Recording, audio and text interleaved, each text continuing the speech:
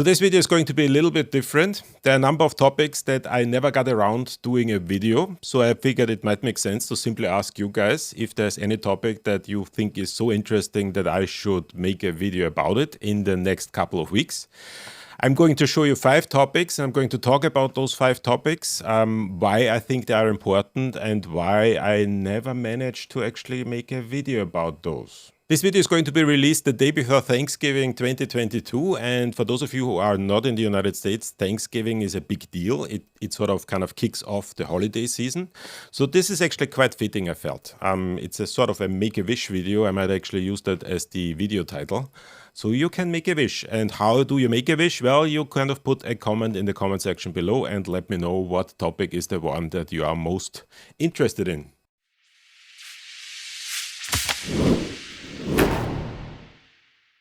But first of all, hello everybody. In case you're new here, my name is Michael Wagner. I teach at the Antoinette Westphal College of Media Arts and Design at Drexel University in Philadelphia. And on this channel, I talk about digital media, game design, and spatial audio. And if any of those topics interest you, I invite you to subscribe or join my Discord community. Invite link is in the description below.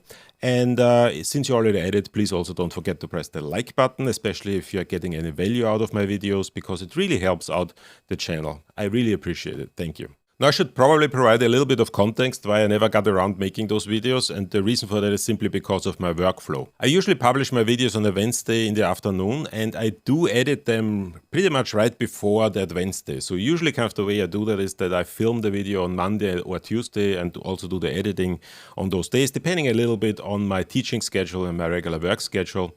So the regular way this works for me is that during the weekend, I kind of play around with things and then I come up with a topic, and then on Monday or Tuesday, I film the topic, and on Wednesday I publish it. The issue with that is that there are a couple of topics that are a little bit more complex to prepare, and because I always find something else that is interesting to me, I never really get around to creating those videos. So there are a couple of topics that I had on my to-do list for a month now, and I never really got around doing that. So I need a little bit of help, and therefore I decided to make this video. So let's get started. First topic of the day is the Pro Tools Dolby Atmos workflow, which I think is actually fairly interesting, especially considering the changes that Avid made to Pro Tools over the last couple of weeks and months. Now, if you have been around in music production for some time, you do know that Pro Tools has been the industry standard for a very, very long time. However, over the last couple of years, Avid came under fire for not really being able to keep up with the developments of other digital audio workstations. You know, kind of things like what Steinberg did with Nuendo and Cubase, what Apple did with Logic. There are many, many innovations that are coming in these digital audio workstations, and Pro Tools sort of stayed always the same, and kind of they kind of almost kind of retreated to this idea of being industry standard and just kind of selling their digital audio workstation just because it is industry standard, right? Now, over the last couple of months, that has changed, and Avid has really kind of made changes to their overall strategy. And one of the things that they did is that they kind of moved some of the functionality that was previously only available to users of the higher-end Pro Tools Ultimate version into the standard version, which is now called Pro Tools Studio. And among all those features that they moved is the entire Dolby Atmos workflow and the immersive audio workflow. To show you what I mean, I here have Pro Tools Studio. So this is the base version of Pro Tools open on my Mac. And if I go to the track section and I add a new track, I now have the ability to add not only mono or stereo, I actually can also use quad 5.1, 5.7.1 and all the Dolby Atmos formats, as well as first, second, and third order ambisonics. So Pro Tools to some extent followed up on what Steinberg did with Cubase in integrating the immersive audio workflow into the base version of their digital audio workstation. But this is not only the only thing that they did. They also reduced the licensing costs. And in particular, they reduced the licensing costs for students and faculty, so essentially the educational license. If you want to buy an educational license or an educational subscription to Pro Tools Studio, it now costs only $99 a year. And actually, if you buy it through a vendor that is connected to university. Usually you even get that cheaper. I personally bought it for $89 per year. And that makes Pro Tools suddenly one of the cheaper versions on the market. So especially if you are a student, if you are a teacher, if you are working in an educational institution, this is suddenly becoming really, really interesting because it is much, much cheaper than most of the other digital audio workstations, with a couple of exceptions, obviously. And that is, in my opinion, a really smart move because the students of today are going to be the workers of tomorrow. So if we get our students to work with a particular digital audio workstation, they will most likely kind of use that digital audio workstation later in their career as well. And that way they kind of manifest the idea that Dolby Atmos or that Pro Tools is essentially an industry standard. So I think this was actually a very, very smart move. And this makes it really interesting. I think it would be very worthwhile to look at the Dolby Atmos workflow in Pro Tools. I'm not an avid Pro Tools user. I've never really used Pro Tools that much. So I might kind of look into that into more detail. And if you want me to do that, let me know in the comment section below. The second video I never got to make is a video about Spat Revolution. Now, in case you don't know, Spat Revolution is a immersive audio software. It's a standalone software, but that can actually work together with digital audio workstations. It is by Flux Audio, and it is actually very, very powerful. It's a very, very powerful system that allows you to do all kinds of things with immersive audio, to kind of work with ambisonics, to work with multi-channel layouts, and to do all kinds of really, really interesting things. Now, I had a license for Spat Revolution for quite some time, actually. I think I got one pretty much immediately after they kind of released it. And I've never been able to really use it that much, and the reason for that is because of the use case. Because Spat Revolution is really meant primarily to be used in a live environment, so you can do all kinds of things for live concerts and all kinds of really immersive performances and these types of things. But it's really kind of the use case in a regular studio setting is a little bit questionable, or at least kind of it is to the point that I'm not completely sure if anybody who watches my channel is actually interested in this type of software.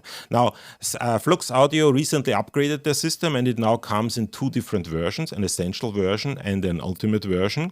Now, these two versions differ not that much. Essentially what they do is they differ in pretty much the number of channels that you have, the number of things that you can do, but the overall kind of capabilities are pretty much the same. In the essential version, for example, you can do ambisonics up to third order. In the ultimate version, you can do it up to seventh order.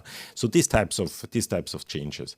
Now, in addition to having a very, very specialized use case, one of the main reasons why I never really got around to making a video is because of the costs that are associated with it. I never thought that any of my viewers would actually be interested in a piece of software that is that expensive. If you go into the buy section of Spat Revolution, you actually see the prices. So you can either have a yearly subscription for $600 per year, which is quite a bit for a single piece of software, or you can pick up a perpetual license, which costs close to $2,000. Now, even if you are in an educational environment, the educational discount is only 50%. So this is actually fairly expensive. Now, the essential version, which is the new version that they came out, is reasonable. So it's $400, and once again, kind of with the educational discount, it comes down to about $200. And that is something that might make sense, but in general, I felt that this is just a very, very expensive piece of software with a very, very specific use case that probably most viewers of this channel are not really that interested in. On the upside, there are a couple of things that are really interesting. It has a very, very deep integration with head tracking. So one of the things that you can do is most of the head trackers that are commercially available work natively with Spat Revolution. So this is an interesting kind of thing to investigate, and maybe I should do that. So if you think this is a piece of software that you would like to learn more about, let me know in the comment section. Topic number 3 I never got to make a video about is Logic Pro, and in particular the Dolby Atmos workflow in Logic Pro. This is a topic that has been actually requested for quite some time. Now, I do have a Logic Pro license. However, whenever I open up Logic Pro, for some reason, I get repulsed by the user interface. This is very unusual for me. I kind of usually like the user interfaces that Apple comes up with. But with Logic Pro, I'm not quite sure. I think it's sort of a little bit the childish nature of that. I think that's something that is fine for a piece of software that is like GarageBand. But for a professional piece of software, many user interface components are, for me at least, questionable. Why do you need to show me a piano? I know exactly how a piano looks. Go away with your icons. I I don't know. I don't want to see that. It's weird. It's really, really, really weird. And I never got around doing that. Kind of whenever I start opening up Logic, I have the best intentions. I said, now I'm going to kind of go into it. I'm going to look into it. I'm going to kind of find out how the Dolby Atmos workflow works. And then I open it up and then I say, no, I do something else instead. It's really just that. So if you want to convince me that I should actually get to know Logic Pro, once again, leave a comment in the comment section below. I need a little bit of a push. Please help me. Topic number 4 is an interesting one, and that's actually kind of something that the developer reached out to me about and asked me if I want to do a video about it. And I've actually kind of considered that for a very long time, even before they reached out to me. And that is sound particles. And by sound particles, I don't mean kind of any of the kind of different plugins that it came out with over the last couple of years. I mean the original standalone piece of software, sound particles. Now, if you're not familiar with that, Sound Particles is pretty much like its own digital audio workstation. So it is a standalone software, and it is meant to be used in order to create immersive audio. And the way this works is by kind of identifying or kind of designing audio as particles that are floating around in sound. And you have thousands of particles. They claim even millions of particles. And it's actually a fairly interesting approach. Now, the problem for me always was that this is a standalone piece of software. So it actually has a learning curve. So you need to kind of spend some time with it in order to understand what it's doing.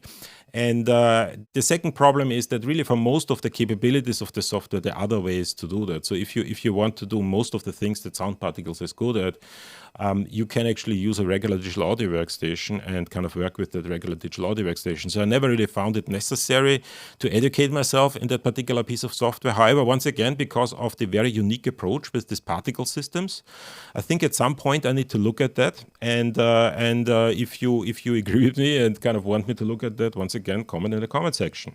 Now, I should mention that Sound Particle does one thing that I'd like to see more developers do, and that is they actually provide a free version for universities and students. So if you are a student or a teacher, they do provide you with a free 1-year license to Sound Particles. Now, I had such a license a long time ago, and back then my computer was not fast enough to really be able to kind of use that software in any meaningful way. However, I'm really reconsidering it and kind of looking at it again. And if you are a student and a faculty member or are working at a university, kind of get in touch with them. They give you a free license and you can play around with it for an entire year. And that's actually really, really nice. I wish more developers would do that, because you usually have to shell out quite a bit of money for these types of software packages. And having somebody who provides a very comprehensive solution of what is essentially for free to educational institution is very well received and very much appreciated. And that brings me to the 5th and final topic that I never got around making a video about, and that is a software package that's called XP. Now, XP is a Max for Life package, or a set of Max for Life devices for Ableton. So it can only be used within Ableton, and what it allows you to do is it allows you to create immersive audio within Ableton. So in some sense, if you've been watching my videos, you know that I've done a couple of videos about Envelope for Life, which is an ambisonic system for Ableton Live, and it does something very, very similar, but it does it in a slightly better way, I think. Now, I can't quite remember how I got to know this piece of software, because it's not something that a lot of people know. I think it was somebody in my Discord server that kind of pointed me towards that. But if you look at the system itself, you already get a sense of why I never really got around to playing around with it. I actually have a license, I bought a license, but I never got around really playing with it. And the reason for that is because the user interface is, it looks nice, it looks very interesting, but for some reason, I have a certain feeling I probably need a little bit of time to read through the manual in order to understand what all these things mean. It didn't really open up to me. I'm not quite sure if I should spend the time on doing that. I have a certain feeling it's a really, really good piece of software. But for me personally, the user interface is a little bit over-designed. Once again, I would really love to kind of get a little bit closer into what this piece of software is actually doing. But whenever I look at that interface, I don't know. It's scaring me away, I have to honestly say. So if you once again, if you want me to kind of not be scared anymore and kind of dive into that, let me know in the comment section, and I will do that. So these were the 5 topics of my Make a Wish video. If there's any topic that piqued your interest, leave a comment in the comment section below. I promise you to make a video about it, probably before the end of the year. And with that being said, see you at the next video, and happy Thanksgiving.